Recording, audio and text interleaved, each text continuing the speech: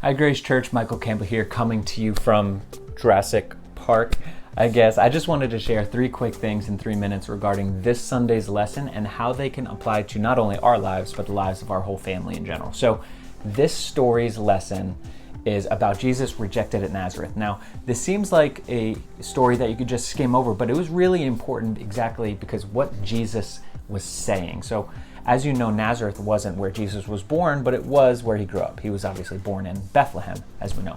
So why did he go there? Was it to catch up with, old friends and family, or was it to minister to them? Nazareth was only about 60 acres big and didn't have more than 500 people there. So not only did Jesus know everybody, but everybody knew him. And the time had come on Sabbath to teach at the synagogue, and back in those times, any adult male could come up and just share what God is teaching them in the Word. So Jesus steps up and he pulls out the scroll of Isaiah, which we don't know if it was the assigned text to talk about that Sabbath or he specifically addressed it. But I'm going to go ahead and read that for you now. And I want you to notice something. It's from the prophet Isaiah. The Spirit of the Lord is upon me because he has anointed me to proclaim good news to the poor. He has sent me to proclaim liberty to the captives and recovering of the sight to the blind, to set at liberty those who are oppressed, to proclaim the year of the Lord's favor. Now, what he just stops cold. So everybody got really mad when he was addressing that.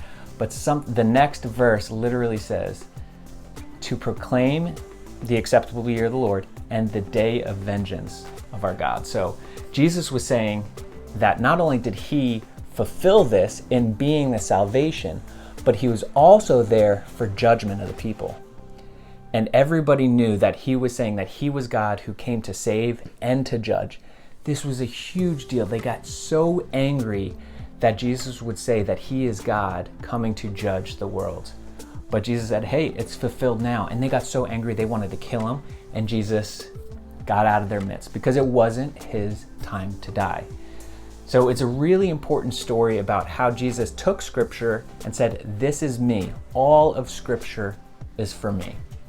How can we apply this to our lives as family? So I have 3 questions, which leads me to my next point that I think we can talk about as parents and ask our children to dive a little bit deeper. The first one is, does anything that you have read from the Bible surprise or upset you? And why? I know for me that's the case a lot. You read something and you can get convicted for it. The second is, how important is it to you to be accepted by other people? Why? And the last is, will Jesus ever reject us? Why or why not?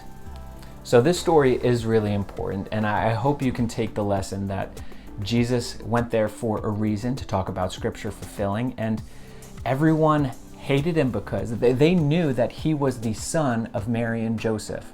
And they didn't even believe that Mary was a virgin, first of all, but they also knew him as a carpenter and as a stonemason. They saw him grow up. Not that they saw him sin, but they knew his family, and they already attached sin to his family because they thought that he was the illegitimate son of Mary and Joseph. So there's a lot of reasons why there was disbelief in their hearts. So how can we see Scripture and not be offended by it right away, but understand God's perspective in it?